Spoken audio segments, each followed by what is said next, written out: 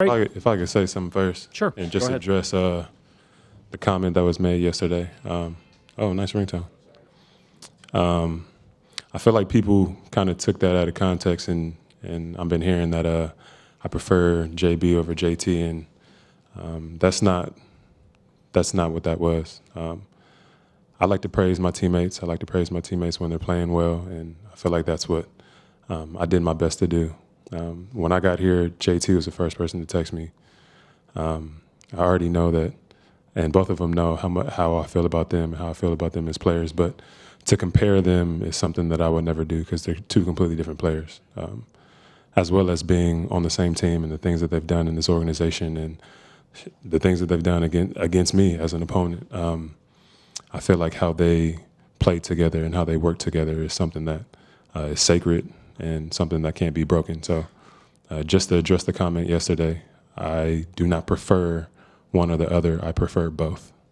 Both of them are superstars, and it's being shown out here on the biggest stage in the world. Questions, please. First question in the back right.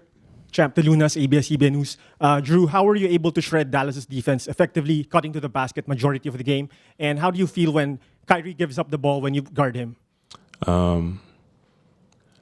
Again, I don't think I'm shredding the defense. I think it's more so JT and JB. Especially tonight, JT was getting into the paint and being double-teamed and making the right plays out of it and just finding me. Just either being at the dunker or being in the corner. He has that vision as a playmaker. So I would give that to them. Back left, standing. Jrue, Kari Thompson, Boston Globe.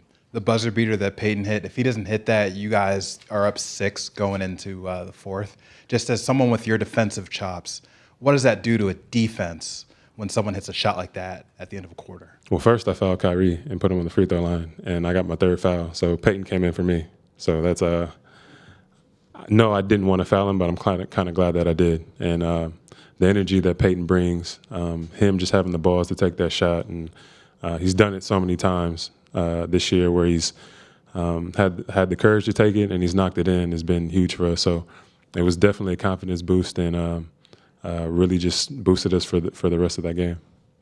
Shane, on your right. Shane Young with Forbes. I'm just curious, what, in your opinion, drives the closeness and togetherness of this group? Is part of it the fact that everyone's had to sacrifice a little bit of something? I think when you sacrifice together and you do something together, it brings you closer. I think being able to go through wins and losses and to build something, it means a lot. So when you go through things like that, I think it makes you closer, and I think that's what this team has done. From 1 to 15, somebody sacrificed something. So it's been great, and the journey's been awesome. But at the end of the day, the job's not done. Jake, over here on the left. Jrue, you were praising JT's ability to draw to and make the right read. When you're in the dunker, going on the baseline, for him specifically compared to other ball handlers on your team, what are you reading about his handle and what he's doing to try to put yourself in the right position? I think just trying to get into space and trying to be in his vision. I know that sometimes when I drive and I might get stuck, I need somebody to drift with me or to kind of be in space and be in my vision. So I think for the most part, I just try to stay in front of him, give him a good outlet, and he's been making great reads. On your right, fifth row in the aisle. Jeff Zilgate, USA Today. Jrue, I know lots of things probably factor into why a player is comfortable with a certain team, but I wanted to know maybe what influence Brad Stevens has had on you and with you and how you feel about playing in Boston and for the Celtics. Yeah, when I first got traded here, he was obviously one of the first people that I talked to, and I just think his positive nature. He has this, he's kind of this kind soul, somebody who has great energy about him. So every time that I talk to him and every time I see him, he's always been encouraging, and this has been from the beginning. So it's always nice to have somebody like that have your back, and again, somebody like that in your corner in your organization. Dave on the left on third row. Jrue, if Jaylen and Jayson are the superstars on this team, what's your role? And if you're going to be the team's leading scorer, leading rebounder, and shoot the highest percentage in Game 2 of the Finals, why aren't you a superstar as well? I'm a utility guy. I do whatever. I'm here to win. I feel like they brought me here to win, and I'll do my best to do that. But at the end of the day, this is their team, and I know it's probably just as much as my team as theirs. But again, I feel like I've talked about this before. The pressure that they have on themselves to execute and to be great is a little bit different than my pressure. And again, I've always been honest about that, and how they always handle themselves has been something that's been so honorable. So it's slightly different. They're superstars, and I'm here to support. Rachel? Hey, Jrue. 2 games in to another NBA Finals. You were up 2-0 in that one also, but just very different teams. So I'm curious how this Finals experience so far has been different from your first one. Yeah. Well, that one we're actually down 2-0. That was slightly different. But I All think I remember is the win. Yeah, and that's all I remember too. Is so I think it's a little different. That again, a different team, different setting, different year. Definitely having COVID year, it was a bit weird, but I think being on this team, the journey to this point has been great. But we still know being up 2-0 means nothing.